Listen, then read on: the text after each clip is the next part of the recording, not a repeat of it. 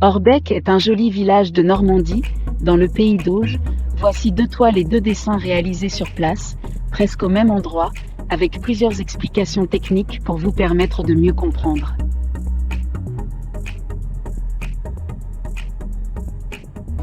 Orbec, vue des bords de l'Orbiquet, ville sur toile, 50 sur 70 cm, peint en 2019. Il faut vous dire que j'ai trouvé à Orbec un endroit de rêve pour un peintre de plein air. Très facile d'y installer son chevalet, tranquillement au bord de la rivière ou à l'ombre des arbres, sans être obligé de traîner tout son matériel à travers la campagne. Je peux vous dire comment vous y rendre si vous voulez faire comme moi. Afin de rester dans la tonalité générale d'un paysage, la lumière change vite, il est prudent de distribuer rapidement les couleurs à simples grands coups de brosse en couches minces. Ces premiers coups de pinceau en lavis à l'essence de térébenthine permettent un séchage rapide, qui autorise le travail en pleine pâte, dans la même séance. Faire une toile en plein air justifie et nécessite ce type d'exécution, parfois proche de l'ébauche. En elle-même, d'ailleurs, cette toile pourrait rester ainsi, inachevée.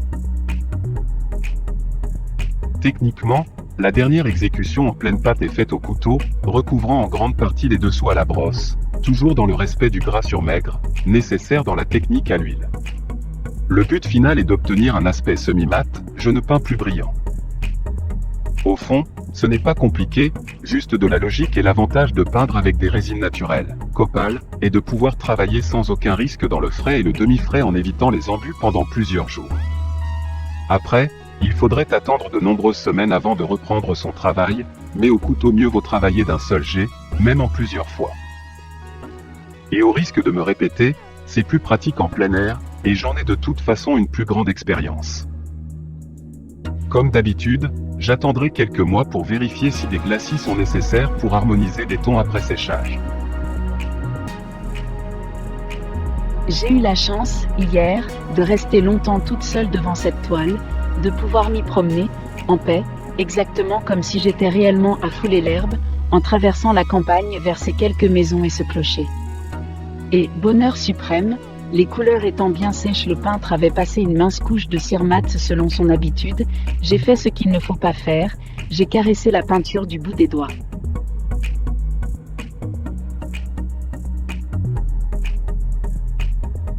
Le ressenti est absolu de plaisir interdit, certes, mais j'ai découvert la véritable sensation telle que le peintre reçoit lorsqu'il peint.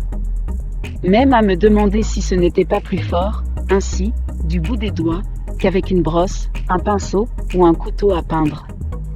Effleurer les aspérités, les reliefs de pâte en RAW pourraient sans doute créer des frissons, et l'expérience les yeux fermés serait peut-être des plus curieux aussi.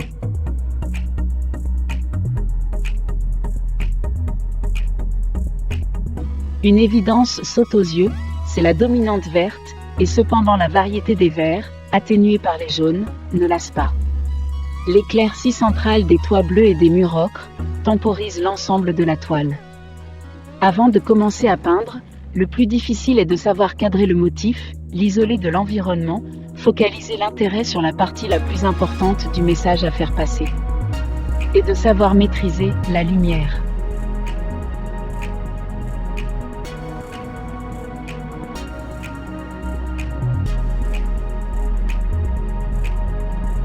Plume d'oie sur papier à grains, encre bistre rehaussée d'un léger lavis d'aquarelle, travail idéal de plein air pour noter rapidement un motif à revenir peindre ensuite, dessin 24 sur 30 cm. Dessin sur papier grain fin à la plume métal et encre de Chine, reprenant, un peu plus serré, la vue sur le village d'Orbec. En cet endroit il y a plusieurs vues idéales pour dessiner et dans les rues c'est à l'infini, peindre c'est bien, savoir dessiner ce n'est pas mal non plus, dessin 22 sur 32 cm.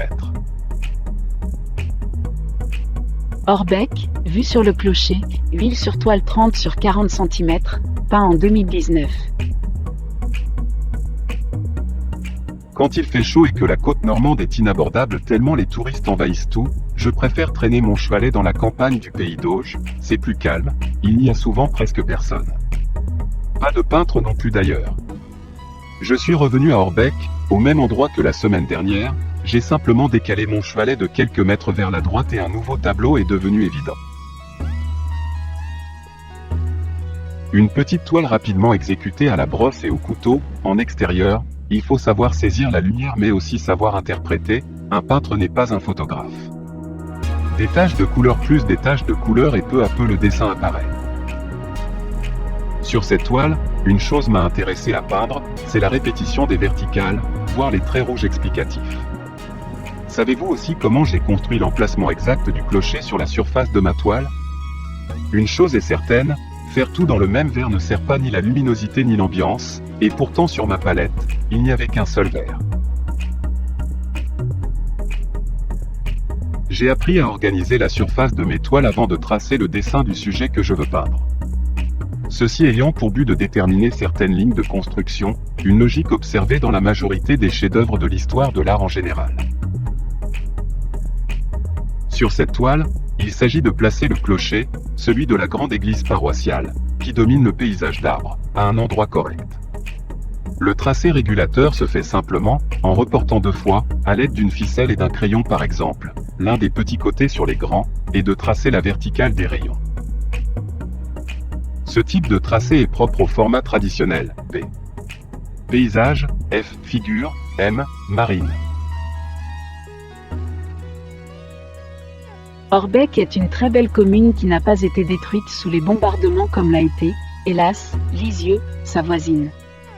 Beaucoup de ces rues, de ces maisons bourgeoises ou à façade en pan de bois sculpté ressemblent, de nos jours encore, à ce qui existait à Lisieux avant la dernière guerre.